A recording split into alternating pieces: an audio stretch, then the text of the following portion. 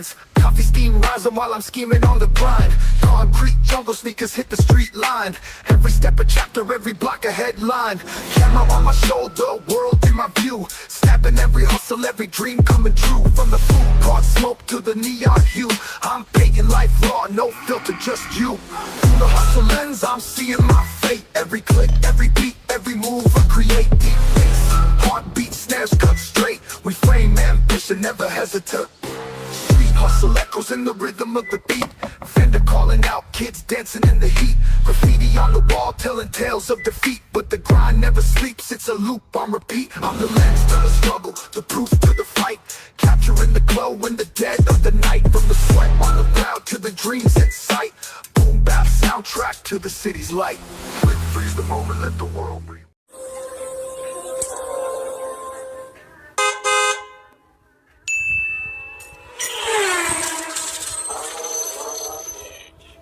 Yo, what's up mga katropa? Panibagong vlog na naman. Another bike, another review.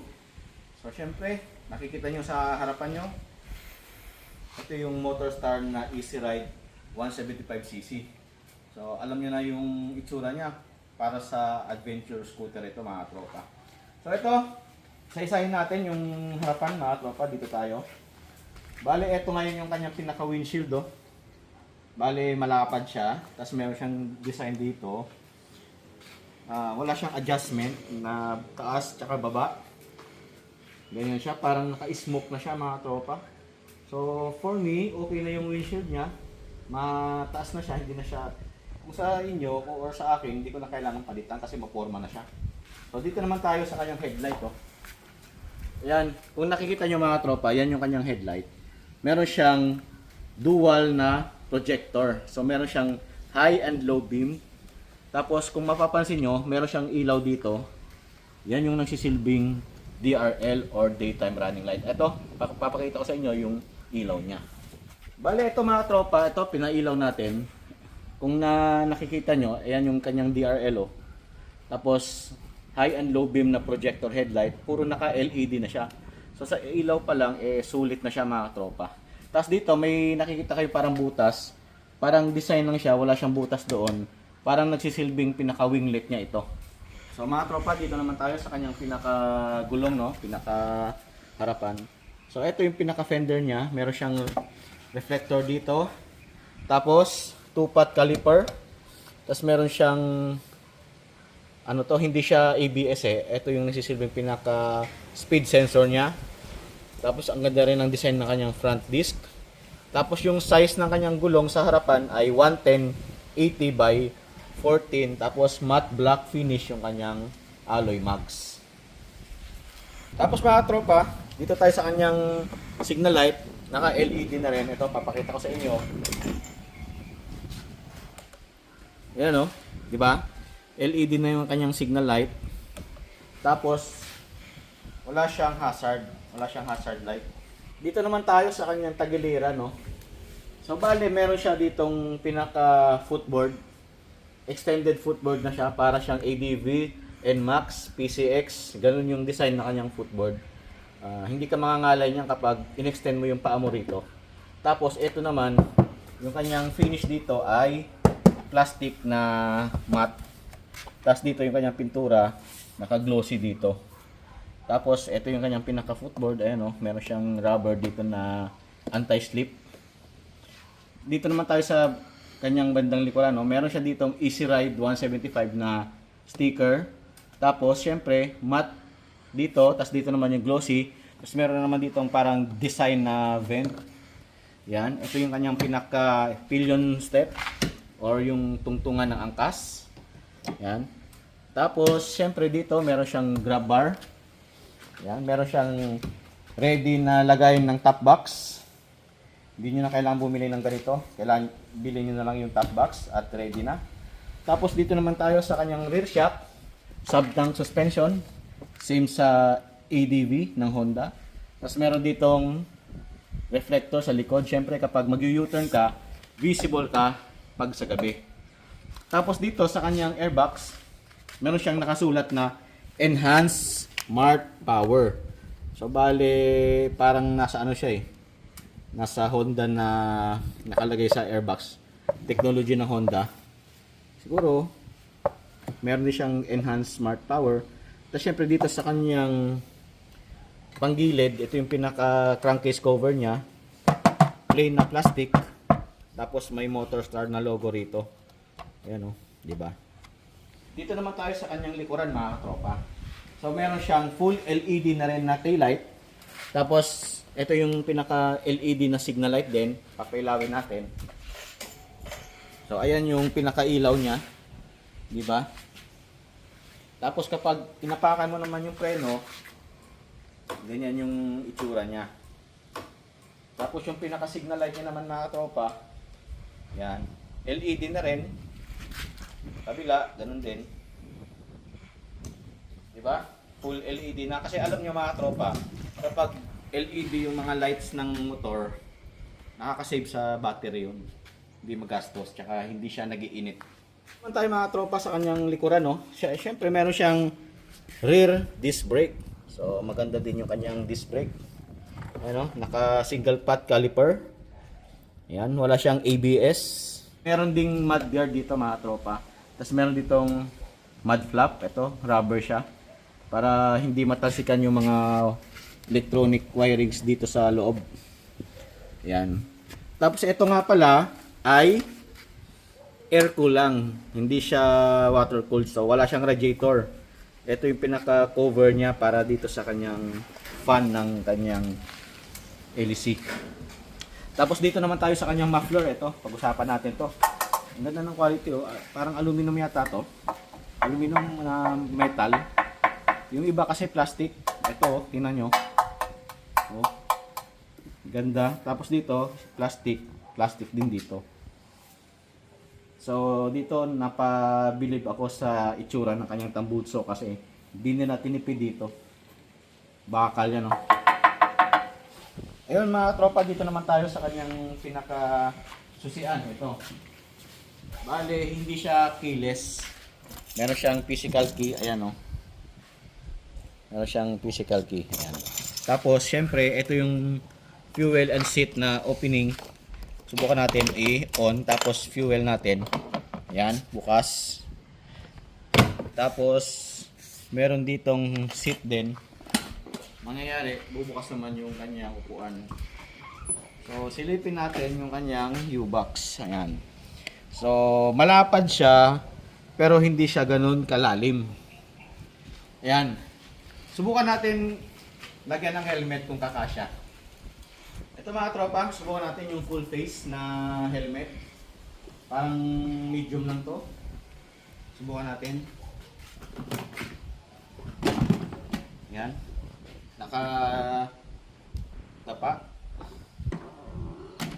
Wala, hindi siya kasya. Subukan naman natin naka ganito. Wala rin, hindi rin kasya. Ganito.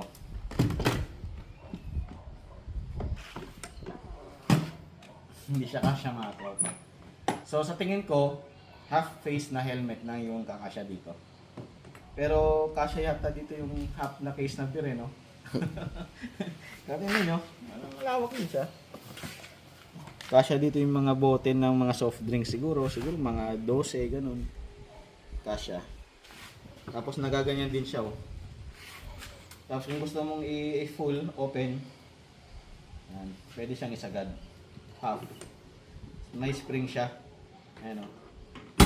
Okay. Mga tropa, silipin naman natin yung panel niya. On natin. Ayan, oh. Color display na siya. Pero mga tropa, LCD siya. So, eto, papakita ko sa inyo. Meron siyang fuel gauge. Ito yung time, oras. Tapos sa kabila naman, ito yung sa speedometer niya. Yung odo. Tapos meron siyang low and high. Tapos dyan yung kanyang speedometer dito. Ayan, o.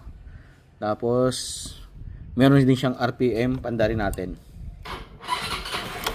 Ayan, o. May RPM siya, o.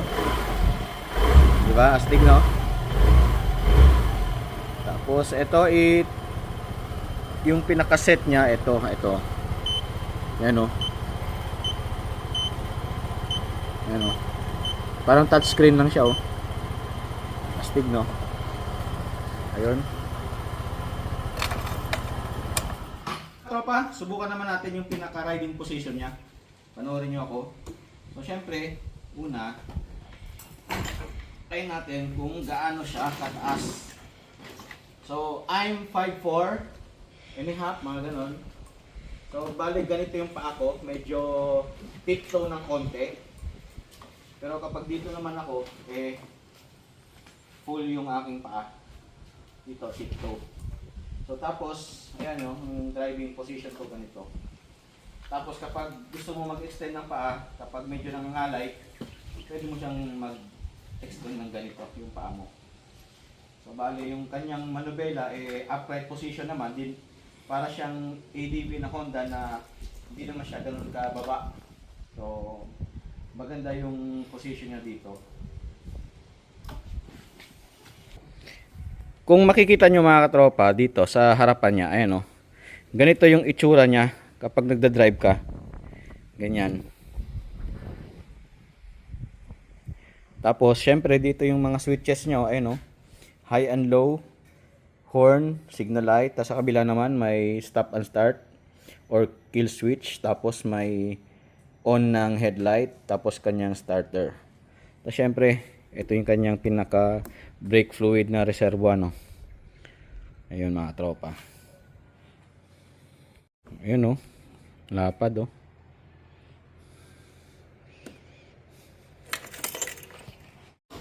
So ito mga tropa, iti-test drive natin dito sa medyo off-road.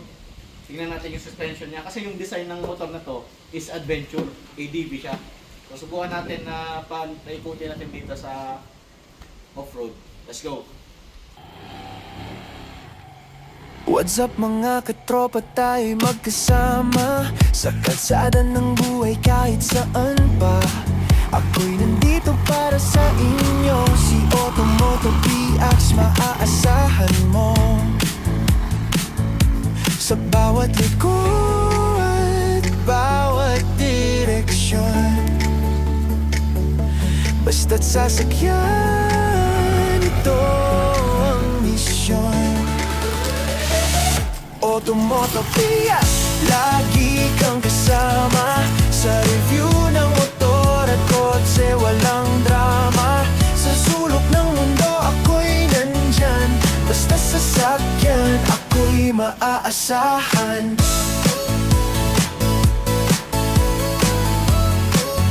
Ako'y maaasahan.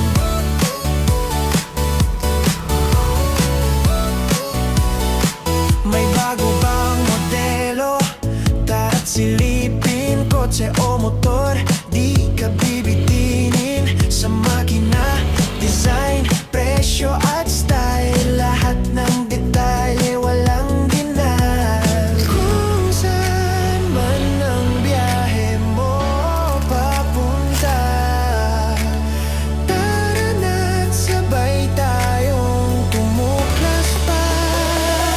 Automoto kaya lagi kang kasama sa review ng motor at kotse, walang drama.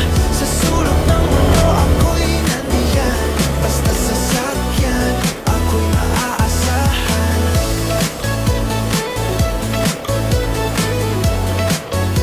Ako'y maaasahan.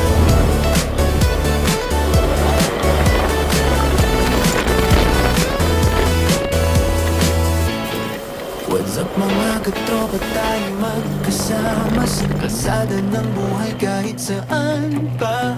Ako'y nandito para sa inyo, si Automoto PH, maaasahan mo. Sa bawat liko at bawat direksyon, basta't sasakyan, ito ang misyon.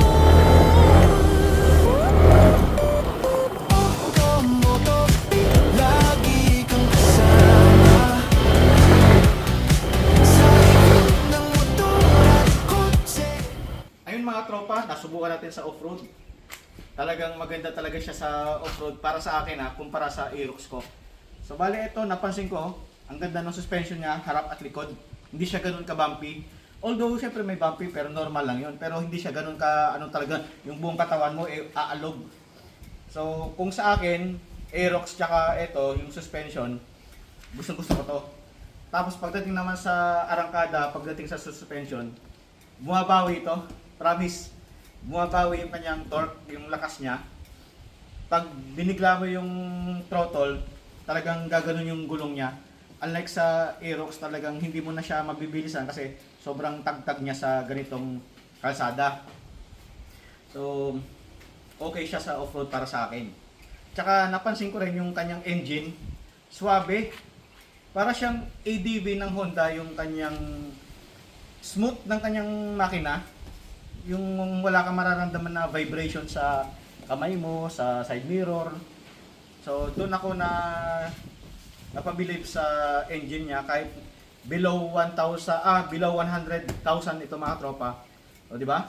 Sa ganitong itsura, naka LED yung panel. Maganda yung suspension, tsaka 175cc. Hindi ka na malulugi sa below 100,000 na presyo mga tropa. So sa akin, pagdating sa off-road, maasahan to. Alternative kapag hindi nyo kaya yung ibang brand na sobrang mahal, dito, sulit din kasi hindi naman porket hindi siya ganun ka sikat na pangalan, hindi na matibay. So para sa akin, alaga lang sa change oil tsaka sa maintenance, hindi ka ipapahiya nitong Motorstar na to mga tropa. So nag-enjoy din ako sa off-road capability niya. Sobrang smooth at swabe. Kahit may ganong-ganong kalsada, pag tumayo ka lang dito sa upuan, talagang mafe-feel mo yung smoothness ng kanyang suspension. So okay na okay sa akin to.